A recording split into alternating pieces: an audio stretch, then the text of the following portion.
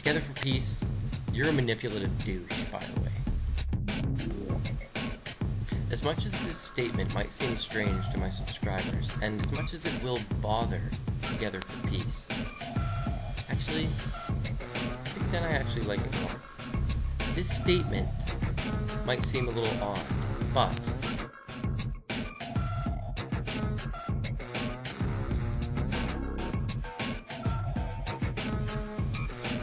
Islam moved science forward. Now, let me explain that. During the 14th century, Islam did actually move science forward, but the studying of mathematics that was so intense at the time, the studying of astronomy, the studying of geometry, all of these things were to learn better how to pray, when to pray, what direction to pray to. These all revolved around praying and other religious rituals. These all revolved around obedience to God. Now, that being said, Islam did move science forward as a byproduct of this obsession with getting it just fucking right for God. Now, I would argue in a modern context, it's not moving science forward at all. Now, granted, there are religious people, Christian, Muslim, and otherwise, that are scientists, but if you really look at the majority of the world's scientists, and I've said this in other videos and I've shown this conclusively, the majority of scientists, especially the very top or eminent scientists, don't believe in God. Of the scientists that believe in God, the majority work in astronomy, the field of astronomy, and actually, even as an atheist that leans more to a agnostic atheist camp, I find that to be kind of interesting. Kind of, I wouldn't say cute, but interesting. Now, even though Islam did, as a byproduct of basically learning to snuggle up tighter to Allah, move science forward, I think it's a mistake to assume that it's the religion of science, or the religion that lends itself to science. Because most religions don't lend themselves to science at all. And even when people talk about Buddhism and other Eastern religions lending themselves to science, that's often keep in mind, often, a little flaky. Early books like The Dancing Woolly Masters turn out to have a lot of holes. A movie like, whatever the hell that movie's called.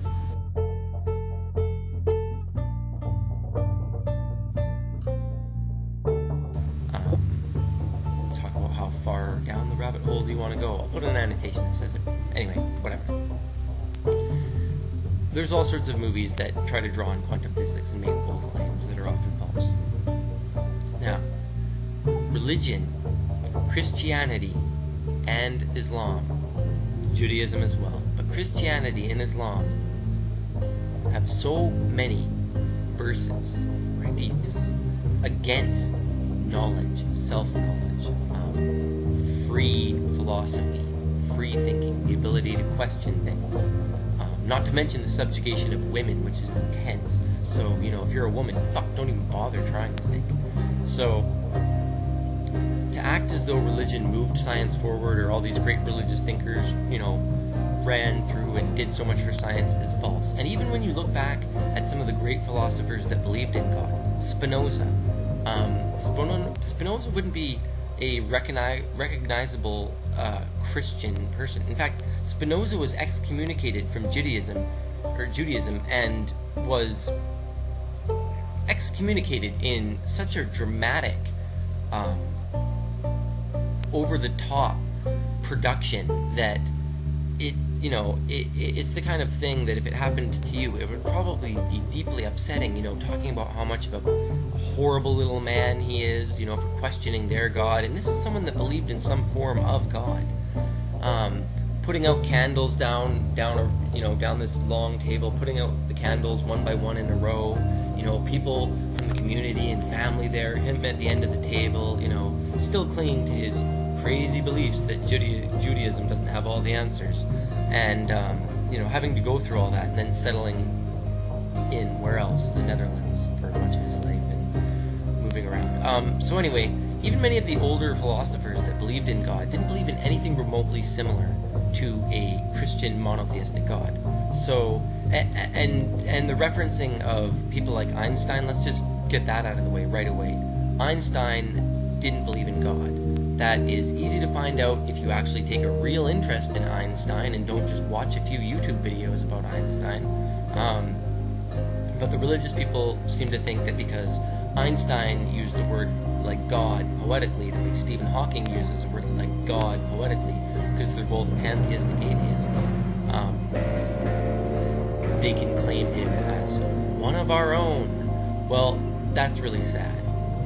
The fact is, you don't have the scientists, and as far as the philosophers, even people as early as Epicurus were questioning your God. So, before I get off topic here, and I really do prefer to write my thoughts down, if the stranglehold of religion wasn't in place during the time the Inquisition took place, and keep in mind, this went on for not just a few years, we would be farther philosophically and scientifically when it comes to hard,